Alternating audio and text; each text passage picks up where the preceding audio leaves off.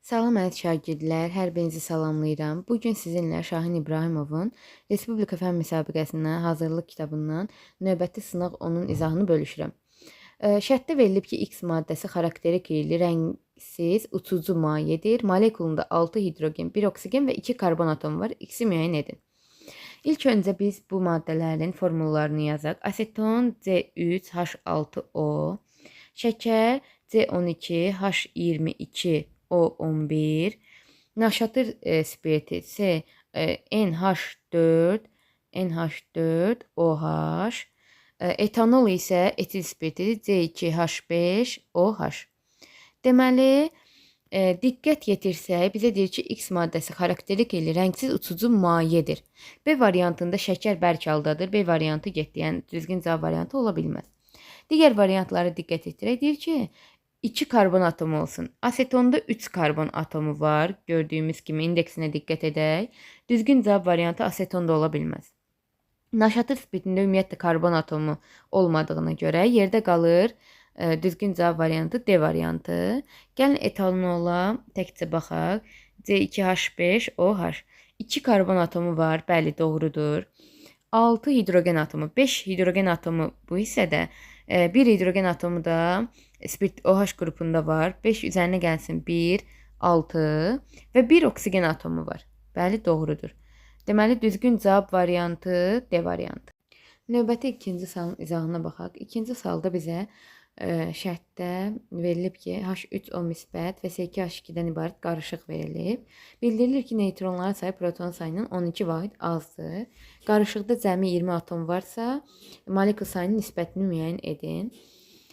Deməli, əziz şagirdlər, biz baxdıqda görürük ki, qarışıqda H3O müsbət S2H2 verilmişdir.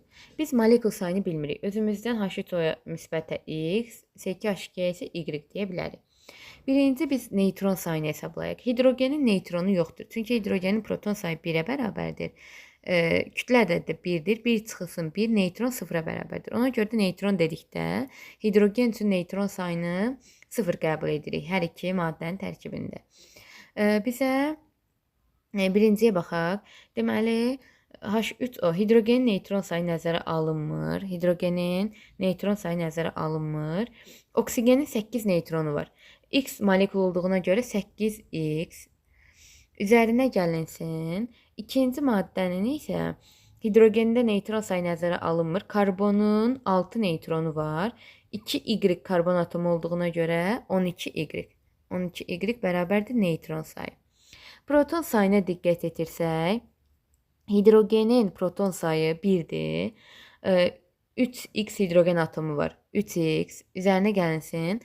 Oksigenin 8 protonu var. X molekuldur 8X. Yəni ümumilikdə cəmləyib yazsaq, birinci maddədə 11X proton var. Neçə? 11X proton.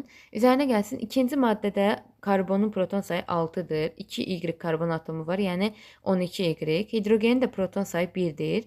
2Y hidrogen atomu var. 12Y, o da 2Y, 14Y. 11X üzərinə gəlsin 14Y bərabərdir proton sayına. Buraya qədər yəqin ki, hamıya anlaşıldı. Artıq növbəti yeni səhifədə yazıram. Deməli, 8X üzərinə gəlinsin 12Y neytron sayıdır. 11X üzərinə gəlinsin 14Y isə proton sayıdır. Şərtdə bizə bildirilir ki, proton sayından neytronların sayı proton sayının 12 vahid azdır. Yəni biz protondan 12 çıxanda bizə neytron verir. 11X üzərinə gəlinsin 14Y çıxılsın 12 bərabərdir 8X üzərinə gəlinsin 12Y. Mən bunu yaza-yaza lövhəni silirəm. Siz zəhmət olmasa ardıcıllığı dəftərə yazın ki, qoy anlayışlı olsun. Bura qədər tamamladıq. Daha sonra bizə bu tənliyi yadımızda saxlayaq. Daha sonra bizə bildirilir ki, H3O müsbət, yəni X molekul, Y molekul C2H2-də cəmi 20 atom var. Biz də diqqət etirsək, H3O-da cəmi neçə atom var? 4 atom. 3 hidrogen atomu, 1 oksigen atomu. 4 atom var. X molekul, yəni 4X atom. Üzərinə gəlinsin. S2H2-də də 4 atom var. Y molekul, yəni 4Y bərabərdir ümumi atomların sayı 20. Buradan 4'ü mötərizə xaricində çıxarsaq, x üzərinə gəlsin y bərabərdir 20-yə, plus y bərabər olur 5-ə. X plus y 5-dirsə, x-i bərabər eləyək 5 minus y-ə və həmin bayaqki tənlikdə x-in yerinə 5 minus y qoyaraq y-i müəyyən edə bilərik. Y-i yerinə qoyduqdan sonra da bu tənliyə görə x-i müəyyən edə bilərik. Deməli, bayaqki tənliyimiz bu şəkildə idi. 11x üzərinə gəlinsin 14y çıxılsın 12 bərabərdir 8x üzərinə gəlsin 12y-ə. Burada biz dediyimiz kimi x-in yerinə 5 minus y qoya bilərik. 11 vurulsun x-in yerinə 5 minus y üzərinə gəlinsin 14y minus 12 bərabərdir. Y-in yerinə 8 vurulsun 5 minus bu x idi burada 8x. Deməli 5 minus y üzərinə gəlinsin 12y. Nəysə bu tənliyi həll edərkən y bərabər olur 2-yə. X də 5 minus y olduğuna görə x də bərabər olur 3-ə. Deməli 3-ün və yaxud 2-nin 3-ə nisbəti düzgün cavab variantı A variantı. Dördüncü suala baxaq. Dördüncü sualda bizdə alüminium OH3 maddəsi verilmişdir və elementlərin say nisbətini istəyir. Say nisbəti indekslərin nisbəti deməkdir.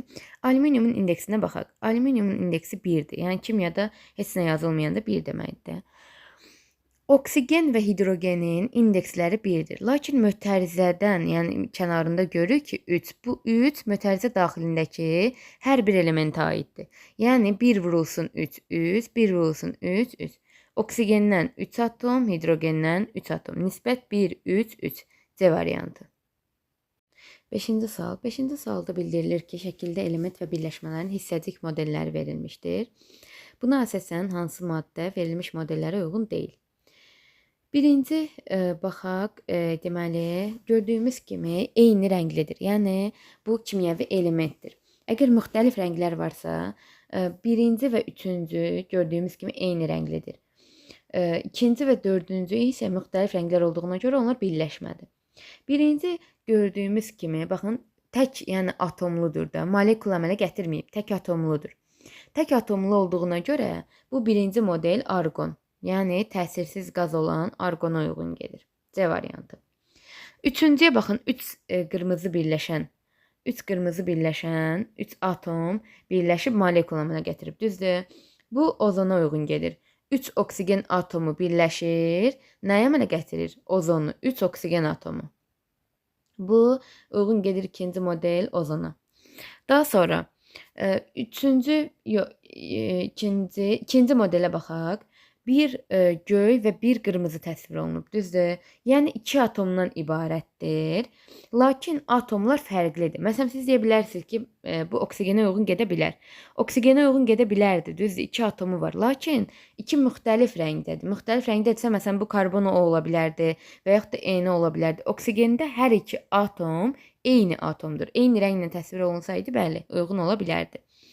Ona görə də deməli, oksigen ola bilməz.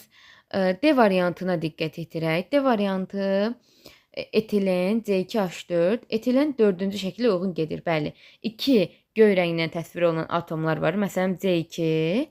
2 də qırmızı rənglə. Qırmızı rənglə də ki, o H4. C2H4. Deməli, hidrogenlərin sayı 4. 2-dən də karbon uyğun gedir D variantına. Yerdə qalır O2. O2-yə oksigenə heç bir variant uyğun getmədi. Çünki oksigeni təsvir etmək üçün ya 2 göy atom bir-birinə birləşməli idi, ya da ki 2 qırmızı atomlar. Belə düzgün cavab variantı yoxdur. İkinci şəkildəki dediyim kimi rənglər müxtəlif təsvir olunub. Əgər eyni təsvir olunsaydı oksigeni bildirə bilərdi. B variantı düzgün cavab variantıdır. 6-cı sual. 6-cı sualda bildirilir ki, 3 molekul kristalik kükürddə olan atom sayı.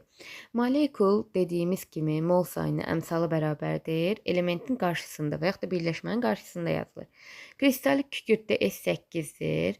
Burada olan atomların sayı indeks vurulur molekul sayına. 3 vurulsun 8, 24 atom var. Deyir ki, 3 mol kristalik kükürddə olan atom sayı X elementinin əmələ gətirdiyi atmosferin yuxarı qatında yerləşən açıq mavi rəngli qaz. Atmosferin yuxarı qatında açıq rəngli qaz, deməli açıq mavi rəngli qaz Söhbət ozondan gedir, O3-dən. Ozonu oksigendən fərqləndirən xüsusiyyətlərdən biri də onun rənginin olması, oksigenin isə rəngsiz olmasıdır. Və atmosferin yuxarı qatlarında yerləşir. Deməli, deyir ki, atom sayının neçə dəfə çoxdur? 24 atom var kristalik 3 mol kristalik kükürddə. Ozonda da 3 atom var gördüyümüz kimi. 24 atom 3 atomdan nə qədər çoxdur? 24 böl 3 bərabərdir 8. Düzgün cavab variantı D variantı. Keçək növbəti 7-ci sualın izahına. 7-ci sualda bizə aşağıdakı ifadələrə əsasən hansı qeyri-metallara aiddir onu müəyyən etməliyik. Adi şəraitdə mayedir. Deməli, B variantına diqqət edirək, kükürd bərk haldadır.